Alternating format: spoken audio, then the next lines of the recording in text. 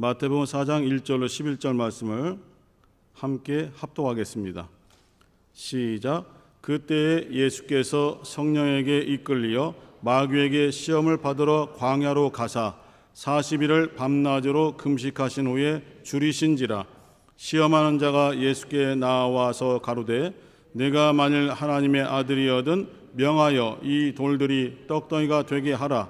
예수께서 대답하여 가라사대 기록되었으되 사람이 떡으로만 살 것이 아니요 하나님의 입으로 나오는 모든 말씀으로 살 것이라 하였느니라 하시니, 이에 마귀가 예수를 거룩한 성으로 데려다가 성전 꼭대기에 세우고 가로되 내가 만일 하나님의 아들이거든 뛰어내리라. 기록하였으니 저가 너를 위하여 그 사자들을 명하시리니 저희가 손으로 너를 받들어 발이 돌에 부딪히지 않게 하리로다 하였느니라.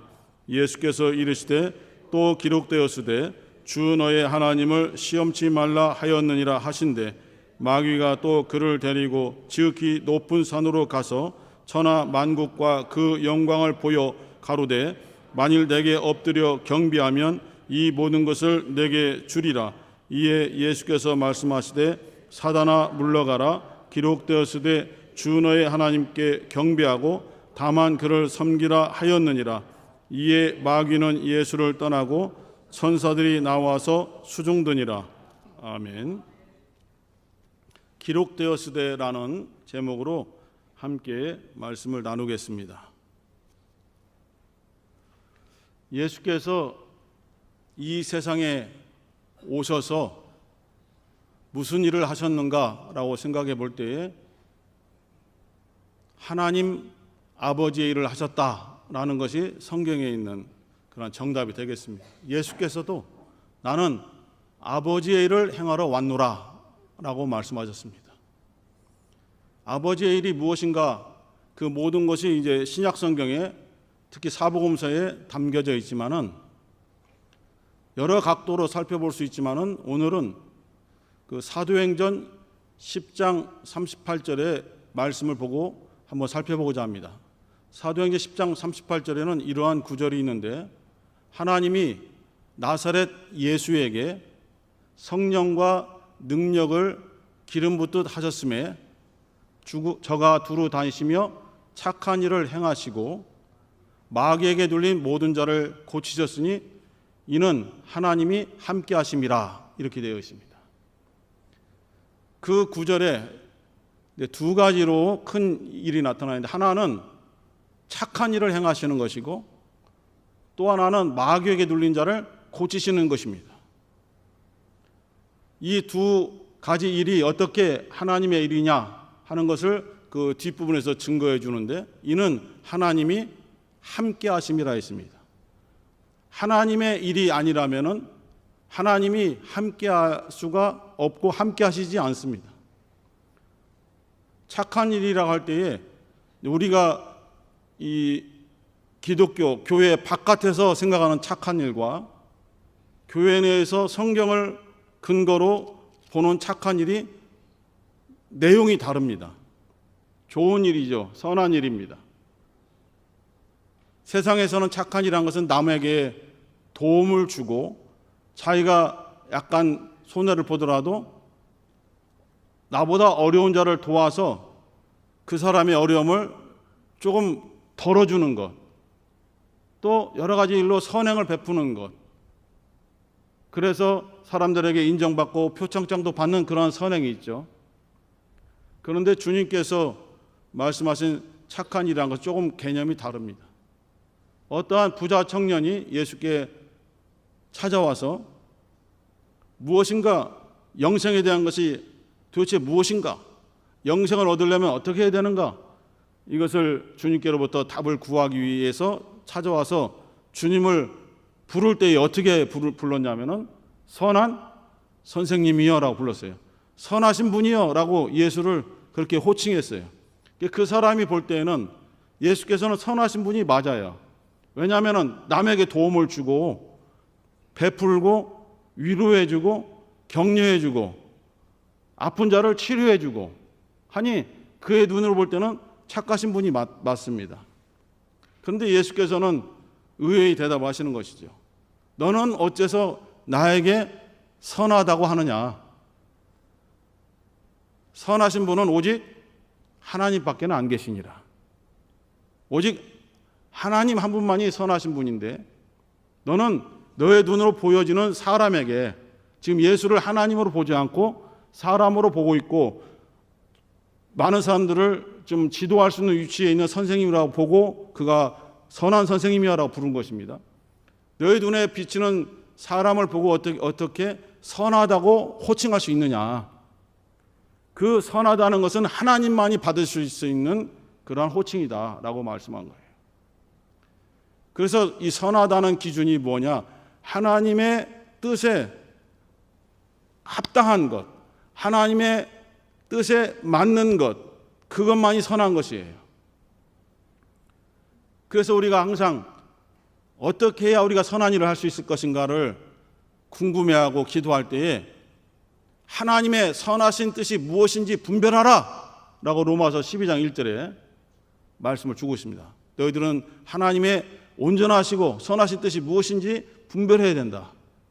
그 뜻을 안다면 너희들은 하나님 앞에 영적으로 산제사를 드려야 마땅하다. 이렇게 이제 바울 사도가 권고하고 있거든요.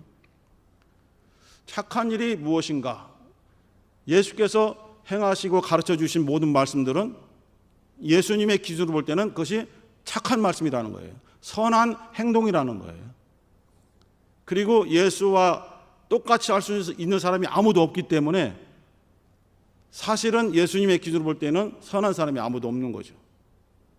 그래서 우리가 예수를 믿고 예수에게 하나가 되는 것이죠. 그래서 예수 안에서 우리가 하나님 앞에 선하다고 인정을 받게 되는 것입니다. 그래서 이제 다른 말로는 믿음으로 의롭다함을 받는다. 예수 이름으로 우리가 침례를 받음으로 예수의 죽음과 연합하고 예수의 부활과 연합한다. 하나가 된다라는 고백이 있는 것이죠. 그리고 또 하나는 마귀에게 눌린 자들을 고치셨어요. 하나님이 구약 성경에는 하나님께서 어떠한 뜻 때문에 또한 어떤 일 때문에 어떤 사람을 아프게 하는 경우도 있습니다. 하나님이 힘들게 하는 경우도 있습니다. 하나님이 주셨는데 예수께서 하나님이 그에게 내리신 어떤 병을 고쳐버린다면 하나님의 뜻에 어긋나게 되는 거 아니겠습니까? 아닙니까? 하나님의 뜻에 어긋납니다. 하나님이 행하셨는데 예수께서 하나님의 뜻을 멈추고 이를 하나님의 뜻에서 건져냈어요. 그러면 선한 일이 아니겠죠. 하나님의 뜻에 맞지 않으니까 선한 일이 아닙니다. 그래서 예수는 모든 병자를 고친 것이 아니라 마귀에게 눌린 자들만 고치신 거예요. 마귀는 우리를 병들게 하고 아프게 하고 우리의 마음에 상처를 주어서 하나님께로부터 멀어지게 만드는 그러한 일을 하는 것입니다. 그게 마귀의 일이에요. 이 세상 모든 것들을 사랑하게 만들고 이생의 자랑을 가지게 만들고 안목의 정욕을 따라 육체의 정욕을 따라 살게 만드는 것이 하나님의 뜻입니까? 마귀의 짓입니까? 마귀의 짓입니다.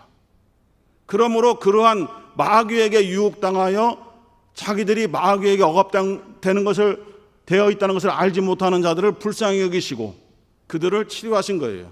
이 아이에게서 귀신아 너는 나와라. 그리고 소녀야 딸리다 꿈 일어나라. 이렇게 주님께서는 마귀에게 눌린 자들을 고치셔서 그들을 자유하게 해주신 거예요. 왜 자유하게 해주셨냐? 그냥 고통스러우니까 불쌍해서? 아니죠. 그들이 자유해져서 하나님을 섬길 수 있도록 하나님 앞에 나아가고 싶으나 몸이 아파서 나아갈 수 없는 사람들, 마음에 상처가 있고 병이 들어서 하나님을 생각하기 어려운 사람들, 이 사람들을 고치신 이유가 뭐냐? 그걸 고쳐서 하나님 앞에 너희들이 나아가서 하나님을 경배하라.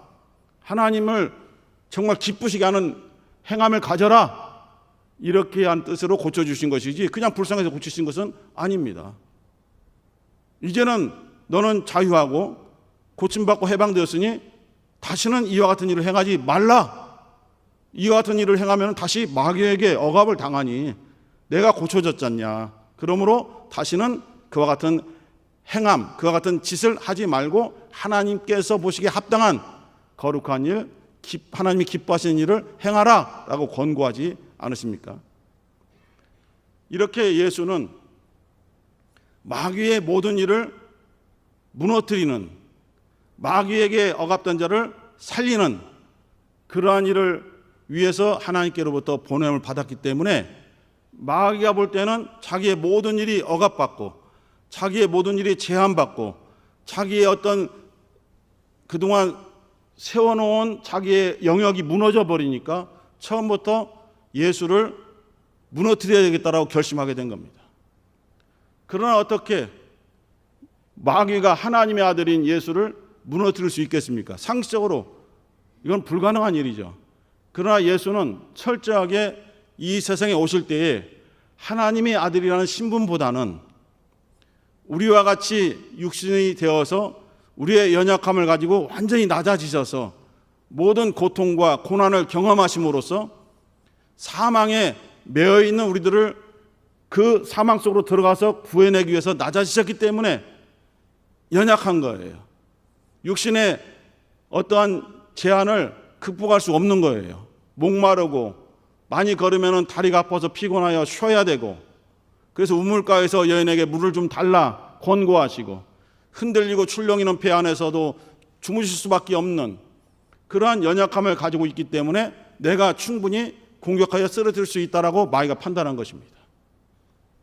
하나님의 아들을 주장하지 않고 온전한 인간으로서 하나님의 뜻을 성취하려고 왔기 때문에 얼마나 힘드시겠습니까? 연약한 환경 속에서 하나님의 일을 감당해야 되니 얼마나 힘들겠습니까? 내가 지금 고민하여 죽게 되었다라고 그렇게 실토할 정도로 매우 힘든 그러한 과정이 바로 육신을 가지고 하나님의 뜻을 이루어가는 공생의 과정이었던 것입니다. 그러니까 마귀가 볼 때는 인간 예수, 연약한 예수를 내가 유혹하여 쓰러뜨려 마귀에게 눌린 자를 고치는 일을 못하게 막아야 되겠다. 처음부터 그렇게 하여 접근한 것이 오늘 본문이 되겠습니다. 마태복음 4장 1절로 11절에 영적 전쟁의 시작이라도 볼 수 있죠. 그러나 예수께서는 자기가 자발적으로 시험을 받으러 온 것이 아닙니다. 내가 처음부터 마귀의 기세를 꺾어내야겠다라고 결심해서 광야로 자기가 원해서 들어온 것이 아닙니다. 누가 몰아넣으셨습니까? 성령이 예수를 광야로 몰아가신 것입니다. 성령이 왜 그러한 일을 하십니까? 성령은 아버지에게서 나오시는 성령입니다.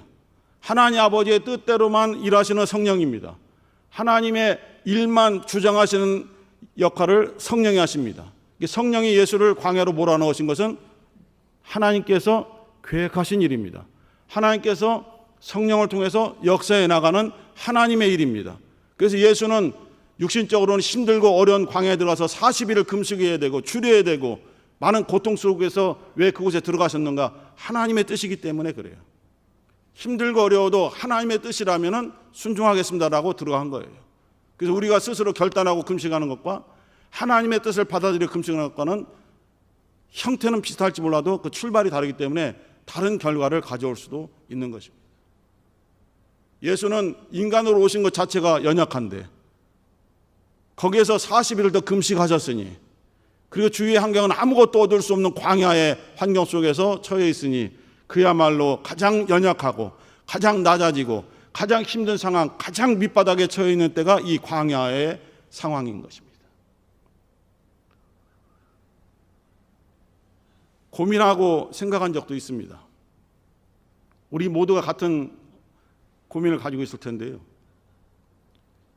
말씀을 믿고 의지하고 말씀을 가지고 기도하는 것이 우리들의 신앙생활 중에 일부입니다. 그런데 하나님의 말씀은 이 성경에 기록되어 있지 않습니까? 이렇게 기록되어 있는 하나님의 말씀들이 나에게 있어서 어떤 의미가 되는가? 성경을 통해서 구약시대에 하나님께서 어떻게 이스라엘 백성들 가운데 역사했는가? 아브라함과 이삭과 야곱에게 역사하셨는가를 배우는 것만이 성경이 아니지 않습니까? 물론 그 역할도 있죠.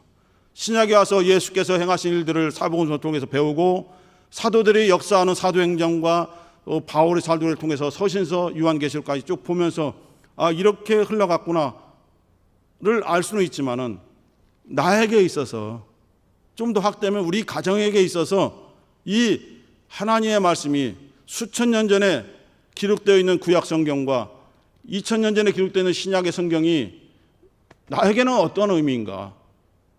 어떻게 이 말씀을 믿어야 되고 이 말씀을 어떻게 붙잡아야 되고 이 말씀이 어떻게 나의 기도 제목이 될 수 있을까를 고민하지 않습니까? 혼란하고 그냥 믿음의 선배들의 신앙생활을 그대로 배워서 지금까지 왔을 수도 있어요. 왜냐하면 어떤 방법을 알지 못하니까 우리가 알 수 있는 것은 우리의 눈에 보여지는 우리 장로님들, 우리 권사님들, 우리 안수집사님들, 또 학생들은 우리 주일학교, 중고등부, 대학청년부, 교사들, 리더들을 보고 그렇게 배워서 오는 거예요. 그래서 지도자들은 자기들의 생활을 통해서 신앙생활을 이렇게 해야 된다는 것을 보여줘야 되는 책임감이 있는 거예요.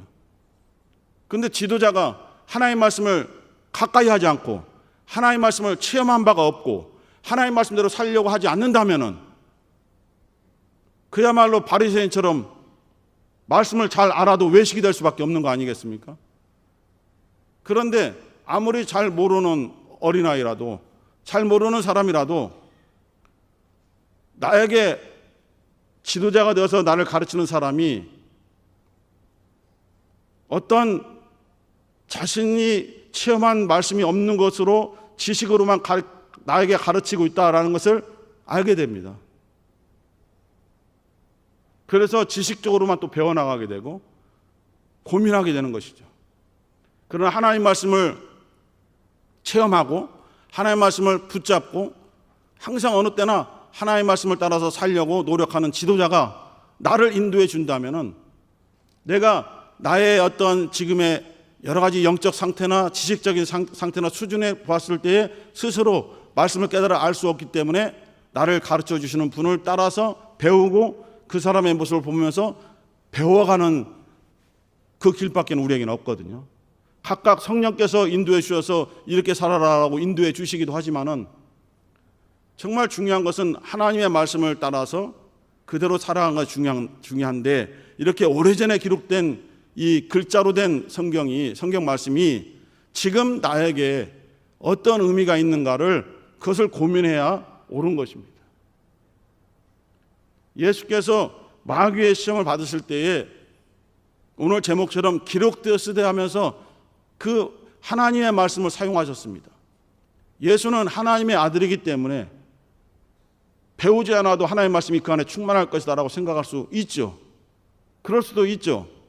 그러나 예수는 철저하게 이 세상에서는 연약한 인간으로 오셔서 활동합니다. 어떻게 이러한 말씀들을 알았을까? 하나님이니까 당연히 알 수도 있겠죠.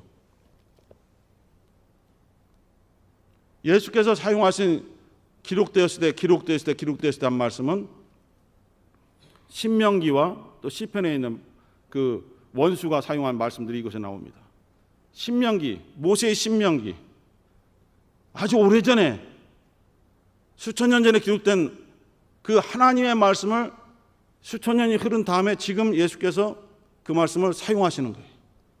직접 교통할 수도 있는데 왜 오래전에 기록된 성경을 그가 입술을 통해서 말씀함으로 원수를 물으시려고 하셨을까?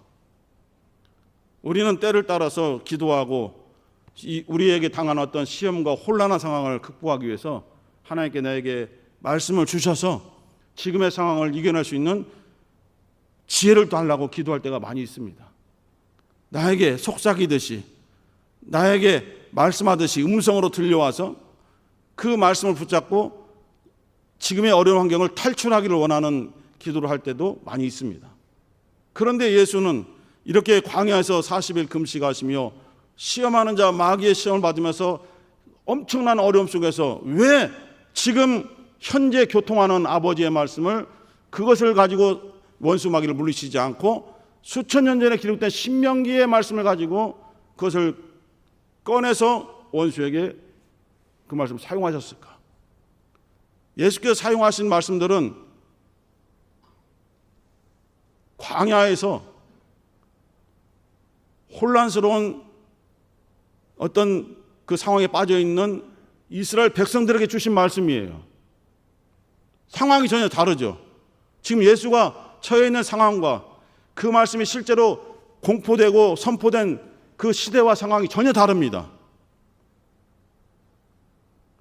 이 말씀들은 지금 현재 우리가 살고 있는 대한민국 여러 가지 환경, 여러 가지 또 서울도 있지만 여러 지방이 있지 않습니까? 지금 우리가 살고 있는 이 시대와 상황과 전혀 맞지 않는 말씀들이에요. 신약 성경은 유대, 예루살렘, 그리고 서신서는 아시아, 그리스 이쪽 지역을 그때 상황에 맞게 선포된 하나님의 말씀들이에요. 전혀 지금과 맞지 않습니다. 그런데 우리는 왜 지금에 맞지 않는 이 성경을 여전히 읽고 믿고 이 말씀을 가지고 기뻐하고 울고 응답받았다고 외쳐야 되는 것인가? 그것을 생각해야 됩니다. 우리 주님은 이러한 어떠한 선을 가지고 있는 것이죠. 하나님의 말씀은 시간에 제한받지 않는다는 거예요. 과거나 오늘 현재나 내일이나 미래에 전혀 제한을 받지 않고 또 하나는 어떠한 상황에도 얽매이지 않는다는 거예요. 하나님의 말씀은.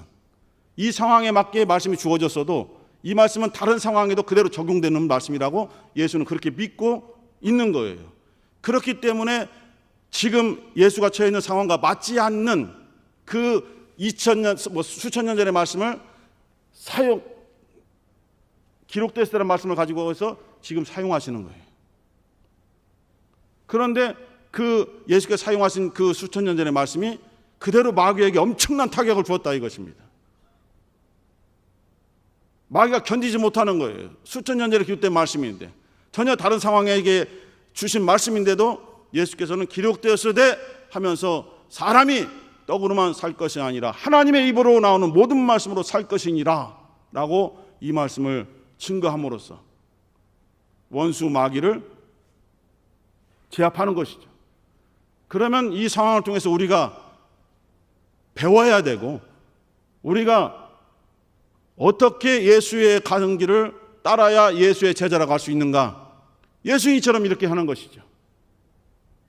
수천 년 전에 기록되었어도 시대가 맞지 않고 상황이 맞지 않고 이것은 유대 상황이고 이건 그리스 상황이고 이거는 로마의 상황이고 이러니까 우리하고 맞지 않는 거야라고 변경해서 우리에게 적용시킨다. 이게 이제 우리들의 신앙생활 방법이거든요. 옛날의 말씀을 현재에 맞춰서 적용시키는 적용의 문제가 항상 우리에게 어떤 걸림돌이거든요. 근데 예수님은 무조건 제가 말한 건 잘못됐다는 것이 아니고 예수님께서는 어떻게 하셨는가? 옛날에 주어진 말씀을 현대에 맞게 변경시켜서 적용하지 않았다는 거예요. 그대로 기록된 말씀을 그대로 인용하셔서 그 말씀을 지금 이곳에 선포하신다는 거예요. 그것이 너무 놀라운 것이죠. 우리는 항상 적용만 따지고 있거든요. 그러나 하나님 말씀은 변함이 없는 말씀이시거든요. 하나님은 인생이 아니시니 시건치 아니하시고 밥 먹듯이 거짓말하지 않으신다는 뜻이에요. 하나님은 인자가 아니시니 사람이 아니시니 후회가 없으시도다. 그가 말씀하신 바를 실행치 아니하시며 그가 하신 말씀을 행치 아니하시랴. 민수기 23장 19절에 있는 말씀입니다. 변하지 않는다는 것입니다. 하나님도 변하지 않고 하나님의 말씀도 시대에 따라서 변해가는 것이 아니라 변함이 없이 그 처음에 주신 말씀 그 안에 하나님의 생명이 담겨져 있고 하나님의 능력이 그대로 담겨져 있기 때문에 어느 시대나 어느 상황에서나 그 말씀을 믿고 그 말씀을 사용한다면은 수천 년 전의 역사가 일어났을 때에 그 똑같은 영향이 아니라 전혀 다른 영향과 능력이 지금 사용하는 이 시대에 나타날 수 있다는 것을 예수께서 보여주신 것입니다. 우리 사랑하는 성도 여러분, 우리의 신앙생활은 말씀을 떠나서는 할 수 없습니다.